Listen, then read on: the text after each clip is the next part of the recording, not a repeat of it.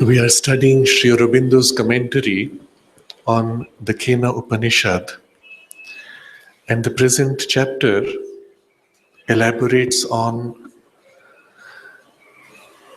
the life of our life, the divine power and energy as life of our energy, of our life force.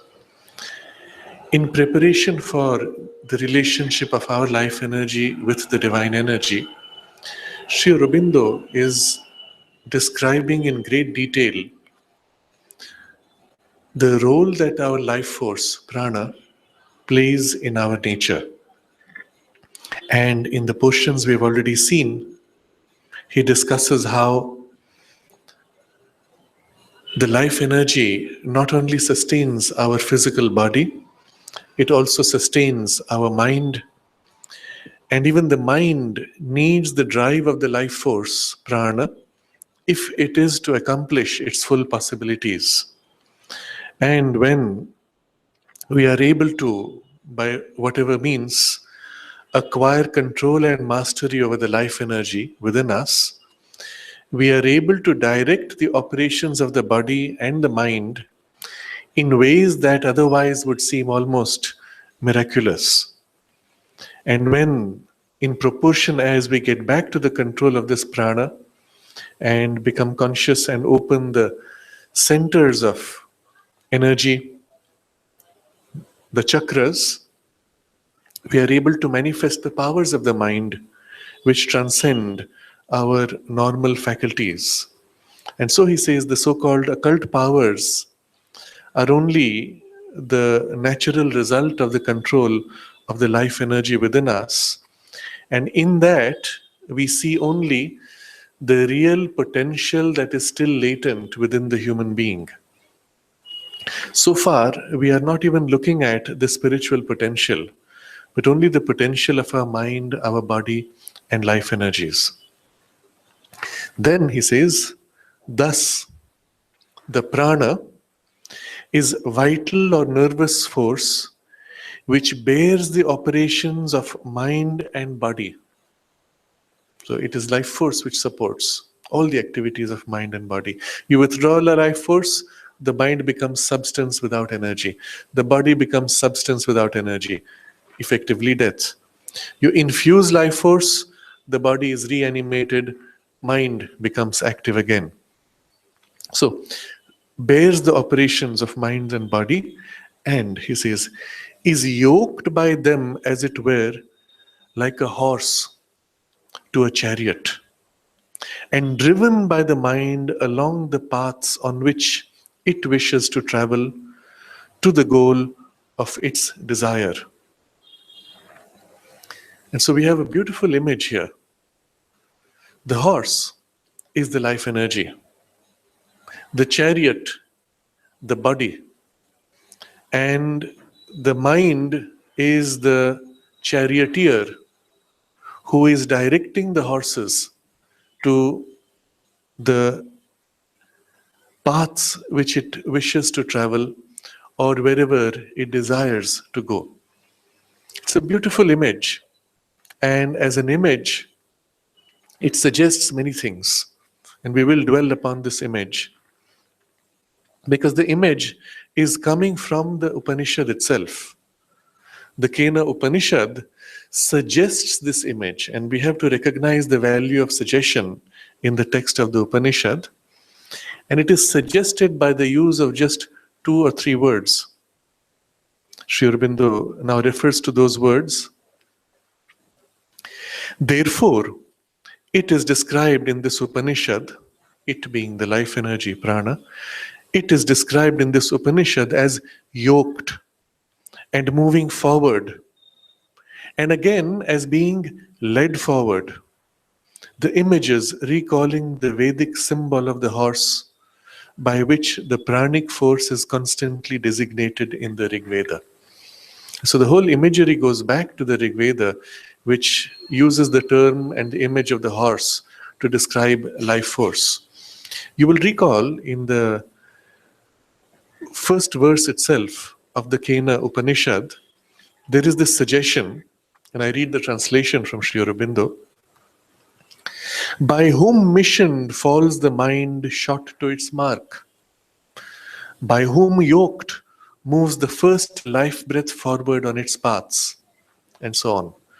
So by whom yoked moves the first life breath forward on its paths? Just this word yoked. You could have said joined, you could have said held, you could have said connected, supported, enlivened. Any of these terms would have been there. But the moment you say yoked, that very word reminds you of the yoking of the horse. And just by one word and a precise use of the suggestion, the full image of the horse and the chariot, the mind riding the chariot, all that is brought forward. And again later, in the verse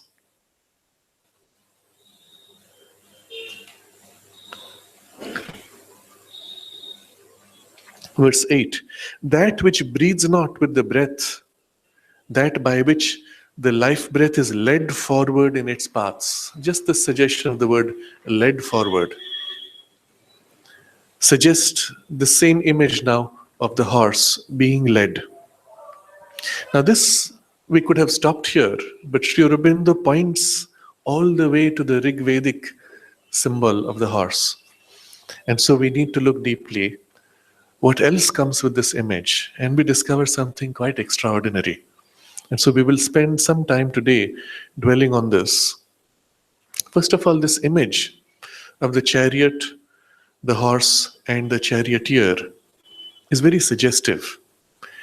It shows 3 components which go into any activity. First, a physical, rigid foundation, without which you cannot have a stable action. If you try to build action out of fluid water, impossible. You must make it rigid, if nothing else, at least ice. Only then it can assert itself over something. So a rigid base is the charioteer. Second, upon that rigid base, there has to be the driving energy, which pulls, which brings the kinesis. And then third, of that has to be a principle of knowledge, which guides the energy, and by that guidance leads both the knowledge and the chariot, the vehicle, to its destination. Now, without this guiding element, the horse and the chariot would run chaotically. Without the horse, the thinking element which guides and the chariot would sit passive, unable to move, helplessly. Without the chariot, the guiding energy would be unable to act physically. It would remain a domain of thought, of mental creation, of energetic release into its own domain of psychology without a physical outcome. So all three components are necessary. And immediately this suggests to us an image which can extend into the whole universe. Everything in the universe has all three components. Not only we as human beings, we have a body, a mind, and the life energy which the mind has to guide. But this is true of every single object and every single phenomenon in the universe. Even if you look within the atom, there is a physical basis, there is an energetic basis, and there is an intelligence which leads, guides the atom to its outcome. Everywhere in the universe, you'll find these three components working together in order to have a clear manifestation. Later, we will see how these three are in fact a reflection of the Sat Chit Ananda. The body, the physical consciousness representing the Sat, the sheer existence in the domain of divided consciousness. The conscious knowledge of the Chit being here represented by the mind in the domain of divided consciousness. And the Chit Shakti, the energy of the Chit, is the horse, the power which leads. And then what happened to the Ananda component? That is the one seated in the chariot. We spoke of chariot here, the horse and the chariot, but what's the point of it? Unless there's somebody who is enjoying the whole journey.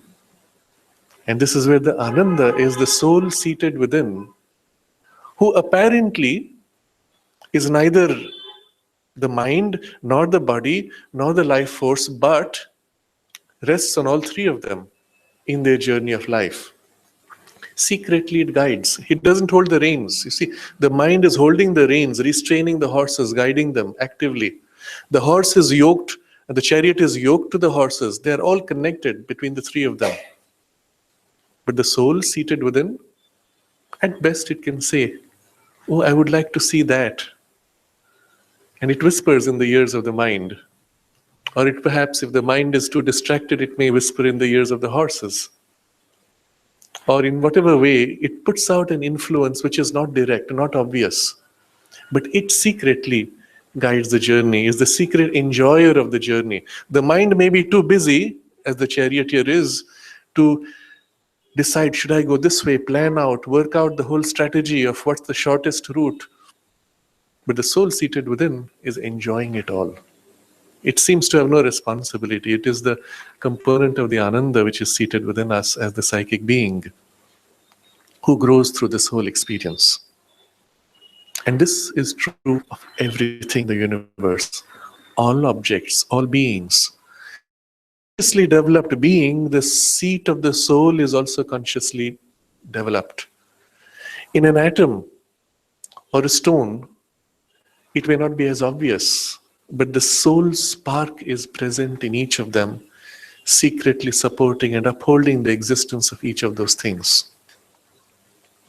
And so we find in this image something profound, which is being captured with just one suggestion of one or two words in the text of the Kena.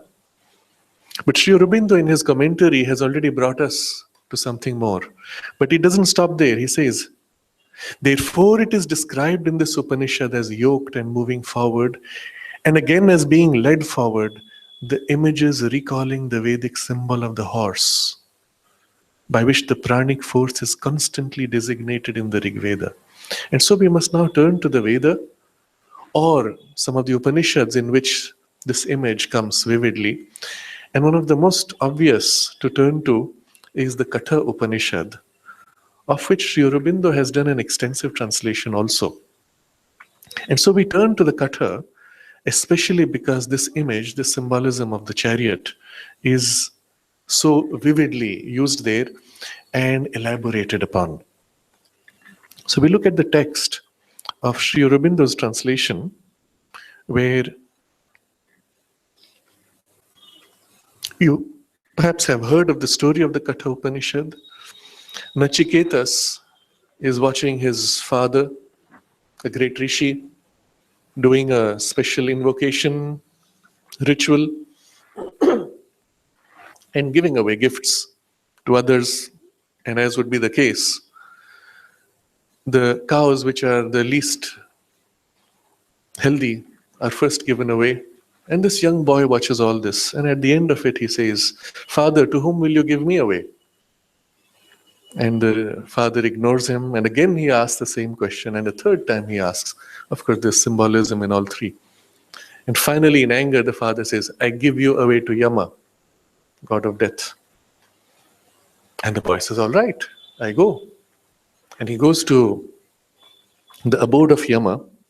And there's a whole long story of how he waits there until Yama is pleased and comes to him and grants him 3 boons. The first 2 boons are, of course, for the well-being of his father. And the third boon, though, is, "Tell me what happens after death. Do we survive death? What happens beyond?" And Yama says, "Oh, that's a difficult question. Even the gods don't have answers. Please don't ask me that. That's a secret." And he insists. Eventually, of course, Yama has to give in.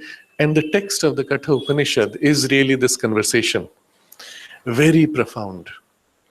It discusses the relationship between life, body, mind, soul, and the passage of the journey through the nature of knowledge and the higher spiritual knowledge and liberation and so on. But very intense, vivid images and symbols, each of them so profound. So we'll just get a glimpse of that today, because so much of it is built on this image of the chariot. So we come to the third valli, which is first cycle, second chapter. I skip all the other verses. You may want to read the whole thing on your own. And in Sri Aurobindo's commentary, so this is first cycle, third chapter, third valli. Verse 3.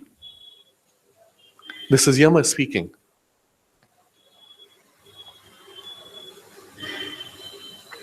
"Know the body for a chariot, and the soul for the master of the chariot. No reason for the charioteer, and the mind, the sense mind, for the reins only." Now the symbol here is slightly different. The horses are, so we come to the next verse. The senses they speak of as the steeds. The horses are the senses here, not the life force. And the objects of the senses as the paths in which they move. The one yoked with the self and the mind and the senses is the enjoyer, say the thinkers. Now, in these 2 verses, the full image is cast. I want to dwell upon the Sanskrit words, because in any translation, we lose so much. The text in Sanskrit goes, "Atmanam rathinam vidhi." Vidhi is know deeply, not superficially. The self is the rathina, the one who is seated in the chariot. Know that to be the deeper truth. Shariram ratham evatu. The body is like the chariot. Buddhim sarathim vidhi. Buddhi is the discriminating intellect. The power to discriminate, to strategize, to plan, to conceive. It's not merely the ordinary working of the mind, but it's the superior peak of the mind which organizes all its thoughts. That is the charioteer, Sarathi. Sarathi, again, the word, if you go to the etymology, has the suggestion of extending out, stretching out, directing into movement. And then, Manaha Pragaham evacha. Pragraham evacha. The reins. Now, mana is the sense mind. The sense mind is the mind turning to the senses and then engaging into the senses, plugging into them. So our mind turns away and we, let's say, dwell upon what is my sense of purpose in life. And at that point, you're not concerned with the senses. You're turning to something which is abstract and separate from the material world. The thoughts there are not sense thoughts. But the moment the mind turns now and says, will I like to eat jalebi or rasgulla? And at that point, your mind is entering the senses and trying to feel through the senses what is the food that I am attracted to. You will notice when people meet over a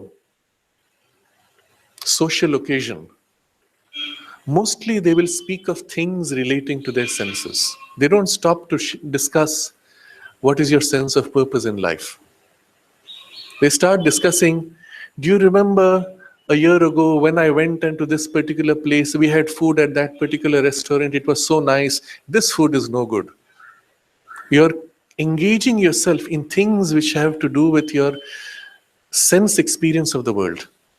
And if you notice, the 99% of the conversation revolves around sensations and emotional reactions to those sensations, not even thought out reactions, but emotional, sentimental, likes, dislikes, compulsions, etc. And you had a good time.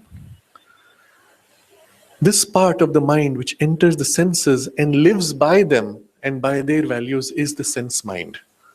It is still judging. It is saying, do I want this or do I want that? You look at the menu, what do I feel like eating? But you're basically, who's feeling the mind? Feeling what? What is the attraction at this moment? Oh, I had too much of bread the last 2 days. I've had pizza the last 3 days. Today I need a change. Where is that coming from? From some part which is craving. Where is it? It's not in the mind. It is not even the sense mind. It goes into the senses proper and the physical machinery of the senses in the way they crave for the objects of the senses outside you. So my tongue desires something sweet. My tongue feels I've had too much sweet today. I need something salty to neutralize it. And the craving is from the sense to the object of the sense which is outside. And this is completely captured in this symbol.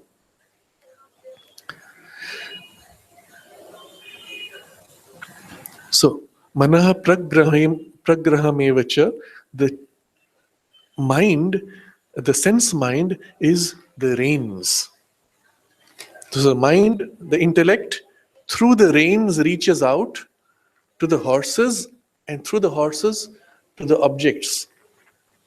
And so this comes now in the next verse. Indriyani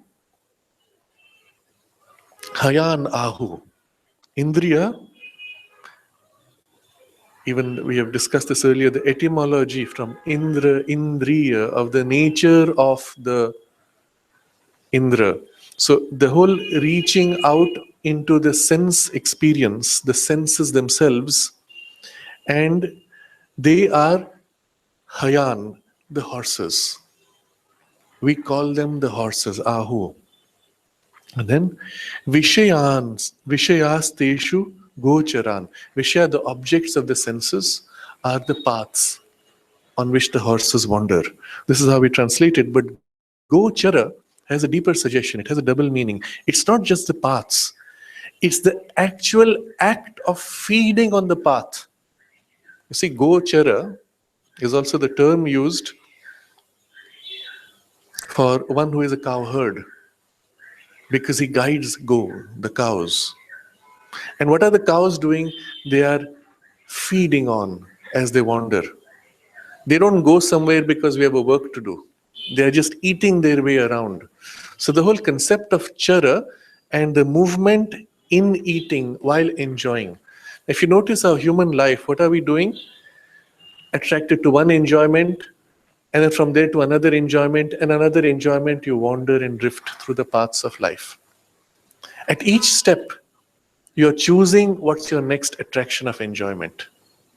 And sometimes, because we are almost like the horses, we ourselves are not conscious, we don't live in the buddhi, the intellect, and choose consciously from the seat of the true enjoyer. So sometimes life whips us because we are identified with the horses and we are straying from our path. So life gives us a few knocks and says, wake up, you need to get to something. There's something to be done. And so often, the way by which we grow is while chasing our enjoyments, we get a few pokes and pains, which turn us away from the shallower enjoyments towards the deeper, more meaningful ones. The example which comes vividly to mind is when the September 11th attacks took place on the World Trade Center in New York. Many of these people who survived the attack because they went late to work, they were in a state of shock. How close they were to losing everything. And the years spent in wallowing in this exaggerated craving, grabbing of wealth meaninglessly, suddenly the unreality and the meaninglessness of it hit them. A large number of them left their jobs with the money they had made. They went to live in the villages to live out the life that they had always dreamt of. They had the money, they could do it. But the shock threw them off from a false identification and immersion into something which had become an addiction in itself. And so we have a double movement. We chase after the convenience of the chara, gochara, wandering of enjoyment, and then come the few knocks from outside to help us redirect. Or if we are more conscious, the knock throws us out from identification with the senses and the sense objects, and we come to the poise of the discriminating intellect and say, oops, this is dangerous. What do I really want? And I pull the reins of the horses. The sense mind pulls back on the sensations of my personality and turn it to a different object. While now I was so busy eating, suddenly the doctor declares, you have diabetes, no more sweets for you. Oh my God, while I still have the craving, I have to pull back from that craving and redirect to something else. Who's doing that? The charioteer. And the reins, you see how effective the symbol is. And then the next part. So the gochara and also the wording is so suggestive and so profound. Atmendriya manoyuktam bhokte tyahur manishinaha. So the Atman, the one, the self, Indriya, the senses, and the mind, mana, the discriminating intellect, Yuktam, the three of them joined are the enjoyer. Bhokteti ahu. Bhokta, the enjoyer, iti ahu. So they say. Who says? Manishina, the thinkers. Now again, very profound, each of these terms. What then is this bundle of the person who is enjoying my life journey?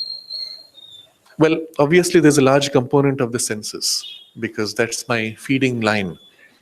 There's a large component of the discriminating mind which stands back, which discriminates, separates me from the animal, from the cow which is eating and the human who is eating.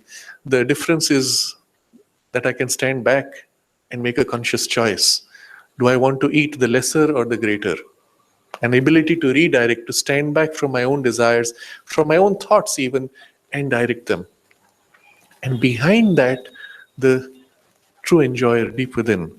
These three together make for the enjoyer, so say the thinkers, Manishina, that is those who live in the consciousness of thought, they see this. Of course, they don't see the true enjoyer within. They see this triple structure merged. That's me, the person that I feel myself as a conscious thinking person. So these are the two verses which describe this image, and then the rest of the verses build on it. What happens next? Verse 5. I'm just reading the translation now. Now, he that is without knowledge and with his mind ever unapplied, his senses are to him as wild horses. This driver of the chariot. So now you look at different types of human beings. There are people in whom the sense horses. And the mind says this way, and the horse says no, that way. And the mind tries to control but cannot control. The whole chariot is running amok. How many times do we live like that in our life? I know, but I can't help it. It's the attraction is too strong. I'm compelled by my own desires, by my greed, by my impulse, by my habits. And even as I'm doing this, I know that I'm going to regret it tomorrow, but right now I'm sorry, I can't stop myself. So, the wild horses. But, verse 6, but he that has knowledge with his mind ever applied, his senses are to him as noble steeds, and they obey the driver. So you have to align yourself, bring the horses into discipline. The senses and the intellect should be in alignment. This is the person who has the knowledge. Yea, he that is without knowledge and is unmindful and is ever unclean reaches not the goal, but wanders in the cycle of phenomena. But he that has knowledge and is mindful and pure always reaches that goal whence he is not born again. Otherwise, in other words, attaining to the immortality. Now here comes this very important idea which the Katha Upanishad states later explicitly. Yoga is the alignment of all these. That the horses, the charioteer, and the one who is seated in the chariot are in one line directed to the goal, and such a person attains to yoga. You see how profound the symbol is. That comes in the next. That man who uses the mind for reins, the sense mind for reins, and the knowledge, the buddhi, intellect, for the driver, reaches the end of his road, that highest seat of Vishnu. The highest seat of Vishnu. Vishnu, remember, is the expanse of the consciousness of the creation, and the highest seat of that expanse.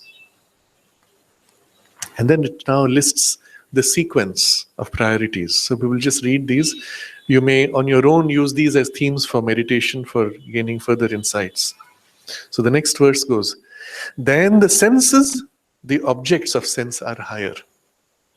And higher than the objects of sense is the mind. And higher than the mind is the faculty of knowledge. And then that, the greater self is higher. The greater self here is Mahas, Mahan, which suggests something above the intellect, a supramental faculty. And the next verse, and higher than the greater self is the unmanifest, and higher than the unmanifest is the Purusha, the divine. Than the Purusha there is none higher. He is the culmination. He is the highest goal of the journey. And next verse, he is the secret self in all existences and does not manifest himself to the vision. Yet is he seen by the seers of the subtle by a subtle and perfect understanding. How does one get to him then? To the realization? Next verse. Let the wise man restrain speech in his mind and mind in self. You see the drawing back of the awareness. Restraining speech, where mind is spread out into throwing itself and its ignorance out. One is reminded of somebody who wrote to Sri Aurobindo saying, I'm going to write a book. And Sri Aurobindo's comment, of course not to him, to another disciple, what does he expect to reveal? His ignorance? When you want to write a book, what you're going to write about? Only what you know. And if what you know is so little, it's pointless. But there's this whole tendency of the mind to reach out and speak out. I think this is good. I think that is bad. I think this person should do. And all these come from a partial, distorted, and even wrong knowledge and understanding of things. And yet we are busy speaking out our ignorance. So restrain, withdraw. Let the wise man restrain speech in his mind. You withdraw into your mind, and mind in self, and knowledge in the greater self, the buddhi itself, drawn into the higher supramental faculty. And that again, let him restrain in the self that is at peace.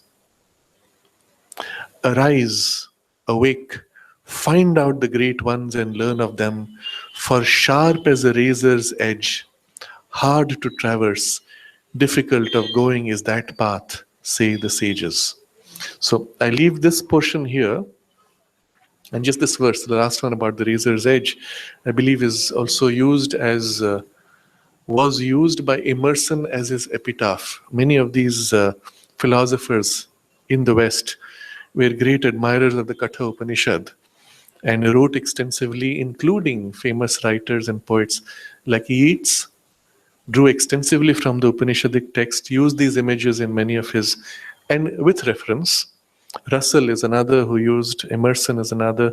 Plato himself uses this image of the horse charioteer and the rider in some of his discussions. But now this is one chapter. The next chapter is something even more profound.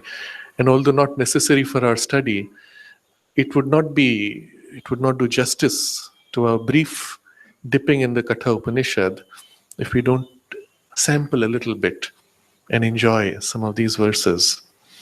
In these verses, the next chapter, Yama shows you the means, shows you the relationship of your consciousness with the divine consciousness, and the link points, the means by which you can turn into yourself and glimpse or enter in relation.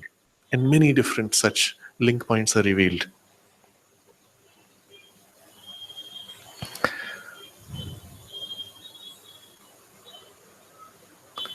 The very first verse, Yama says, the self-born has set the doors of the body to face outwards. Therefore, the soul of a man gazes outward and not at the self within. You see, when the human personality was formed, the whole turn of the energy was outwards. And so from the moment you're born, you're busy trying to look out, to hold, to smell, taste, touch, and through your five senses, you're turning outwards. It's only in adulthood when you get a real shock, then you turn back upon yourself. What did I do wrong? Where was my mistake? And only momentarily to set right before you turn back outwards. So the soul of a man gazes outward and not at the self within. Hardly a wise man here and there, desiring immortality, turns his eyes inward and sees the self within him. So the first verse itself. And later he will give you the means for that. Next verse. The rest childishly follow after desire and pleasure and walk into the snare of death that gapes wide for them. And this is God of death telling you all this. Okay. But calm souls, having learned of immortality, seek not for permanence in the things of this world that pass and are not. And so on. Now I'm going to skip a few verses and touch some of these very beautiful symbols. Each of the verses describes the relationship, the link, and then says, this is that thou seekest. It ends, each verse ends with, this is that thou seekest. Etad vai tat. This is that truly. That's the literal translation. So I will, we just go to the next verse then. Verse 3. By the self one knows form and taste and smell. By the self one knows sound and touch and the joy of man with woman. What is there left in this world of which the self not knows? This is that thou seekest. Now see here, all the forms of sensual enjoyment are known by the self. Where is there that the self does not enjoy? And so straight away we come to the idea of the self seated in the chariot, enjoying everything. But he's the true enjoyer. So the next, the calm soul, having comprehended the great Lord, the omnipresent self by whom one beholds both to the end of dream and to the end of waking, ceases from grieving. He that has known from very close this eater of sweetness, capital E, eater of sweetness, the jiva, the self within that is Lord of what was and what shall be, shrinks not thereafter from aught, nor abhors any. So one who knows this true eater of the sweetness. So when you eat your sweets and your body has your diabetes reaction, that's not the one who's really the eater of the sweet. That's not the one who's really enjoying. It is the self within who's really enjoying. And the self within enjoys whether this is sweet or sour or salty, whether it is put on your tongue or not. If it's given to somebody else who enjoys, your soul still enjoys that. Its nature of the enjoyment is very different. It is not personal, it is not grasping, it is not claiming. Its enjoyment is free, without compulsion, without this personal desire. So that is the one. Such a person who knows that enjoyment shrinks not from anything, does not abhor anything. And so any experience that comes your way, you say, wow, this is interesting, this is so beautiful. These are all, in a sense, colors of the delight of the divine. So I skip one verse. This is Aditi, the mother of the gods, who was born through the prana and by the mingling of the elements had her being. Deep in the heart of things she has entered, there she is seated. This is that thou seekest, the divine mother deep within the heart. And then the next, as a woman carries with care the unborn child in her womb, so is the master of knowledge lodged in the tinders. And day by day should men worship him who lives the waking life and stands before him with sacrifices, for he is that Agni. This is that thou seekest. We don't go too much into detail, but just look at the symbol. As a woman carries with care the unborn child in her womb, in the same way the master of knowledge is lodged deep within the flames of the heart. And that is, he is Agni. And we have to carry with the same care as you carry the unborn child. You see, here there's a double sense of it. There is a nurturing. A woman broods on the child, nourishes by dwelling upon. And in the same way, you brood on the divine presence, nourish and let it grow until one day that fire blazes out so intensely that it emerges and is manifest and takes birth. And so it's a very suggestive symbol, and you dwell upon it and you discover so much more. And then I skip, but there are many such symbols. He from whom the sun arises and to whom the sun returns, and in him are all the gods established. None passes beyond him. This is that thou seekest.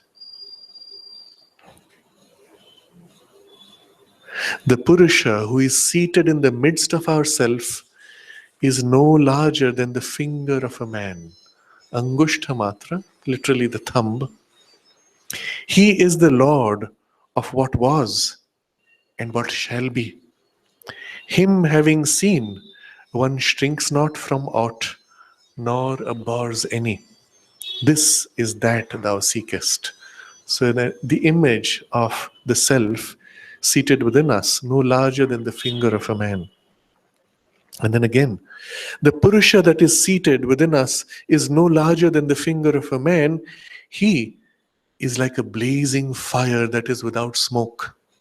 He is the Lord of his past and his future.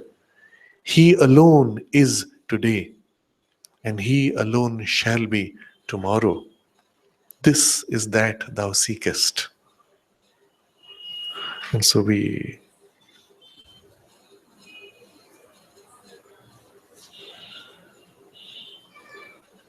there are further of those "this is that thou seekest" in the following verses. And so each of them is worth reading and meditating upon. But all of these bring us back to the image of the chariot. And here Sri Aurobindo is using the reference, and the Veda uses the prana, the life force, as the horses. But in the text we saw of the Katha, it is the senses. They do not distinguish or distinctly speak of the horse there, but they do not speak of the life force prana, but it is implied because the driving energy of the senses is the life energy. It is because life energy flows outwards that our mind flows outwards through the senses to the objects of the senses, isn't it? So the life energy is implied in the text of the Katha as the flow of energy which connects all these and drives. But the horses, the steeds, the word itself, haya, horse, is also in the Veda the life energy, or one of the four operations of life energy. And so the identification is there, but differently used with the vocabulary. Here, we come back to our text, where the prana is described in this Upanishad as yoked and moving forward and being led forward. And we can dwell on this image a little further and find many more deeper insights and symbols. For example, in the number of horses, one could, for example, see certain symbols in the movement of the sun, Surya, as a deity in the Veda. He is described as riding a chariot with 7 horses. Now, immediately the modern mind reads that and says, the 7 colors of the rainbow, isn't it? But it's not true. You look deeply, the rainbow doesn't have colors. It doesn't have 7 colors. It has hundreds of colors. There's a continuous gradient of shift of colors. It's the human mind which has slotted them into 7. In fact, the 7 are not even natural. Indigo and violet. Do you know the difference? Why at all do we even say indigo and violet? It's as if you want to force fit the rainbow into 7. This is the truth. The truth is that on the rainbow you have a full spectrum of colors. You could name all the shades of them, all the hues of them, is the right word. And you'd have hundreds, thousands, because it's a continuity. But we pick 7 because for a deeper reason.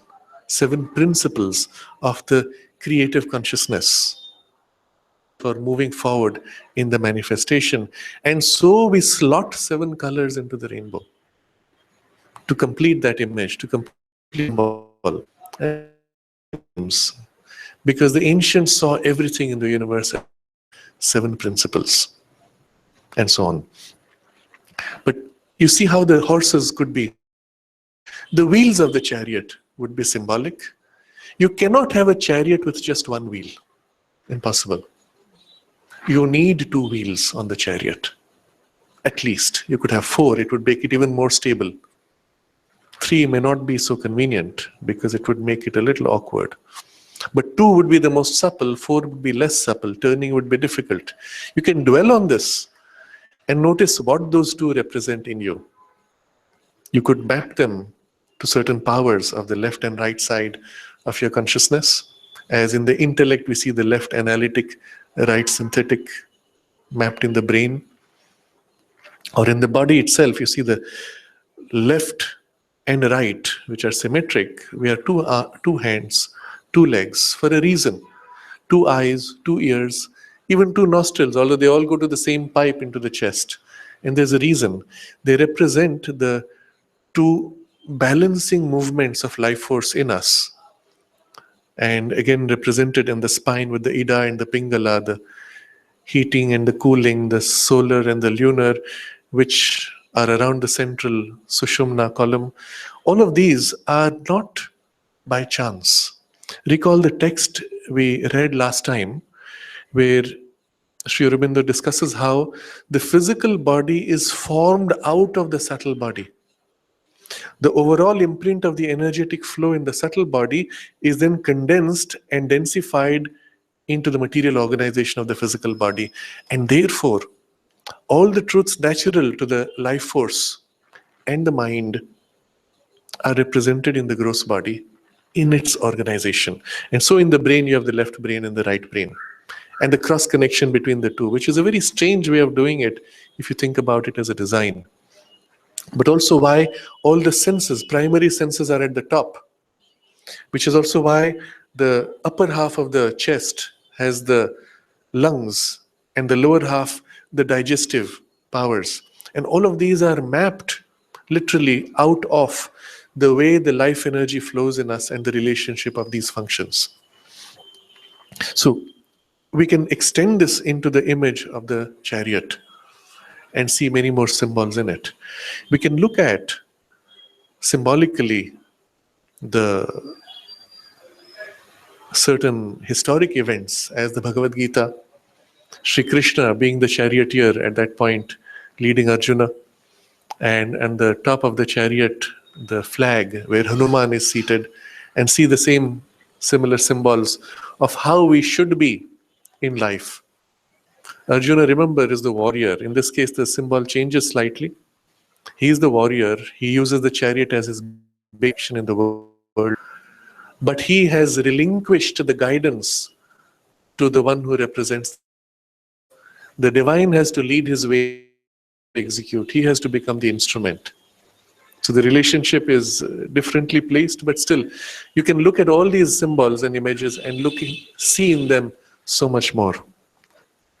So we leave this image now, and rereading it, we will move on with the text.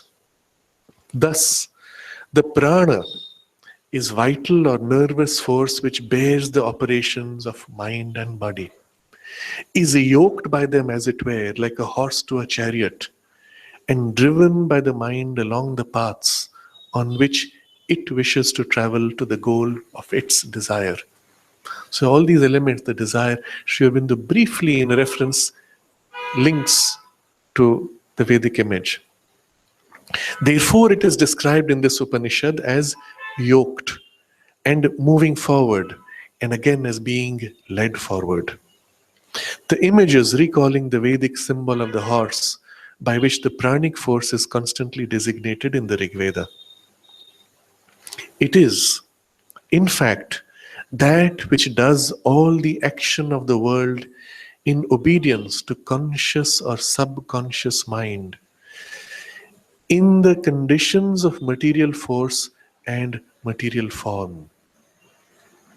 This is the truth of it, that it is this life energy which does all the action in the world, but in obedience to conscious or subconscious mind. So three things are there. There is life force which does all the action. It obeys mind, which is either conscious or subconscious, and its action it does in the conditions of material force and material form. So we come back to the image we started with. Material force and form, life energy directing it, and mind guiding it. But mind, conscious or subconscious. In the atom, it is subconscious.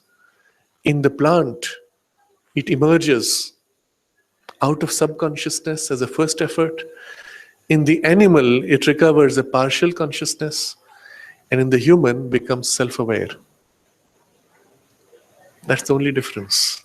But the life force is the same across all of them.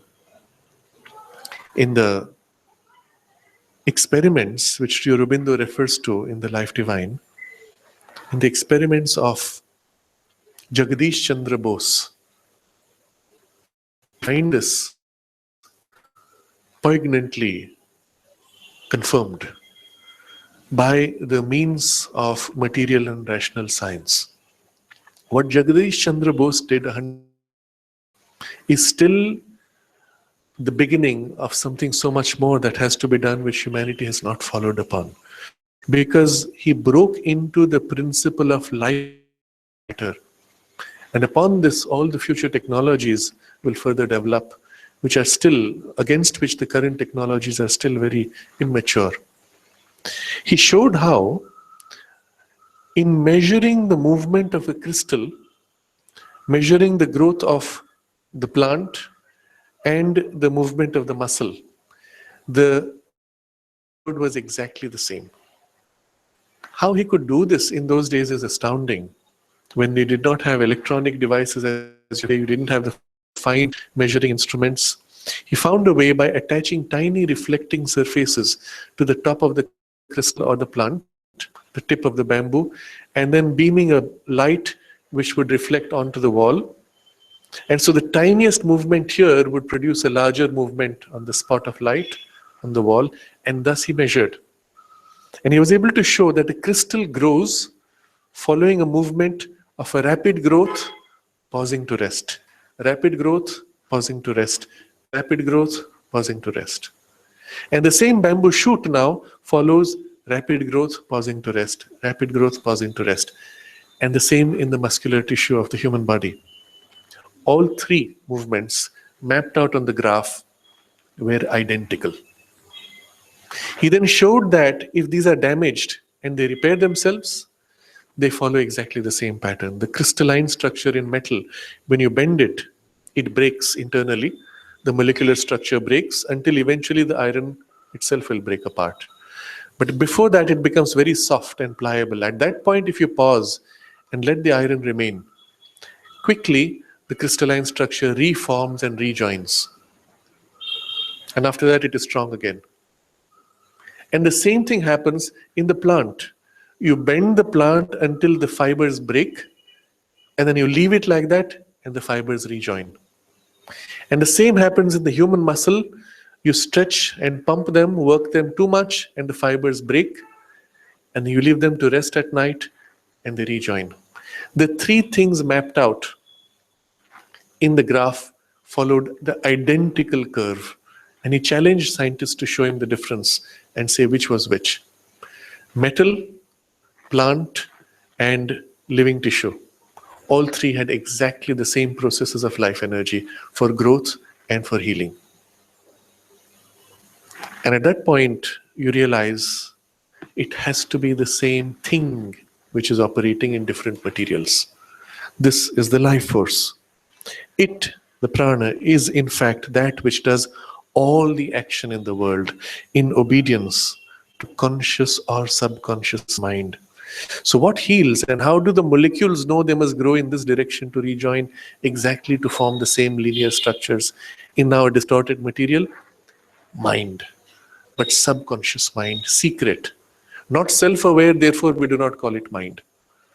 And yet it is that mind knowing which makes possible the extraordinarily beautiful and geometrically perfect crystalline structures which we see in stone.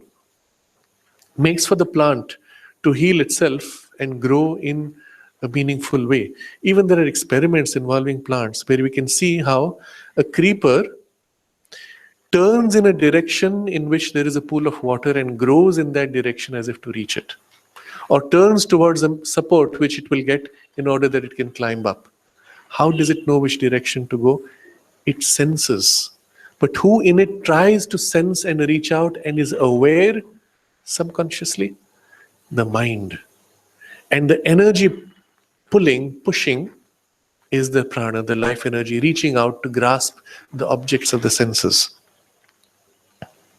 And in the human being, all this becomes so much more organized and self-aware. That's the only difference. And so, while the mind, it is in fact that which does all the action in the world in obedience to conscious or subconscious mind, and in the conditions of material force and material form, the prana drives. Now Sri Aurobindo links these three to the higher aspects of the Satchidananda. While the mind is that movement of nature in us which represents in the mold of our material and phenomenal existence, the consciousness of the knower. So, within the triple term of the ignorance, the knowledge aspect of the Brahman, mind represents the knowledge aspect of the Brahman, the consciousness of the knower.